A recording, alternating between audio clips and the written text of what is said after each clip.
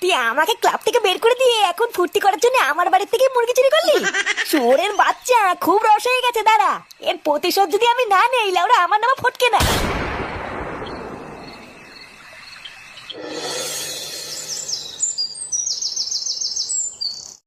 প্রতিটা জিনিস ভালো করে গুনে গুনে গাড়িতে তুলবি, বুঝলি? কোনো জিনিস যেন ভুল করে ফেলে না যাই, একবার ভালো করে চেক করে নিবি। হ্যাঁ গো পটুদা, এই সবকিছু ভালো করে দেখে শুনে গাড়িতে তুলে নিয়েছি, তুমি চাপ নিও না। আমি নিজে দাঁড়িয়ে থেকে সবকিছু গাড়িতে এক এক করে তুলেছি, আর কোনো কিছুই বাদ নেই। এবার সব এক এক করে গাড়িতে উঠলে গাড়ি ছেড়ে দেবে। আচ্ছা ঠিক আছে, যা কালুকে বলে গাড়ির উপরে মাইকগুলো সব সেট করে নে, আমি আসছি।